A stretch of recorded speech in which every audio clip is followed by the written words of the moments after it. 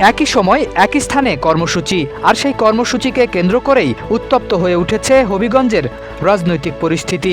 সম্ভাব্য সংঘর্ষ এড়াতে পুরো পৌর এলাকায় জারি করা হয়েছে ১৪৪ ধারা। বুধবার সকালে জেলা প্রশাসক ও জেলা ম্যাজিস্ট্রেট ডক্টর জি.এম.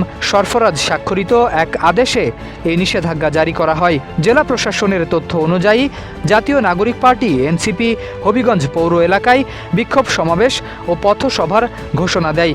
একই সময় ওই একই স্থানে পাল্টা প্রতিবাদ সমাবেশ এবং অবস্থান কর্মসূচি ঘোষণা করে হবিগঞ্জ সদর উপজেলা বিএনপি, পৌর বিএনপি ও জেলা ছাত্রদল। দেশ জুড়ে যে কোনো কেনাকাটায় ১০,০০০ টাকার বেশি অফার, তাই পেমেন্ট মানেই বিকাশ।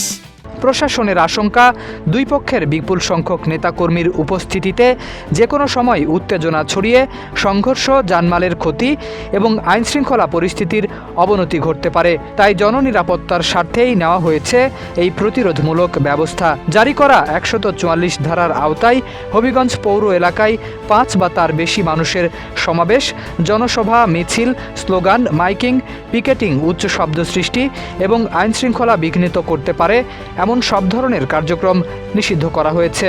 জেলা প্রশাসন জানিয়েছে, এই আদেশ অবিলম্বে কার্যকর হয়েছে এবং পরবর্তী নির্দেশনা না দেওয়া পর্যন্ত তা বহাল থাকবে।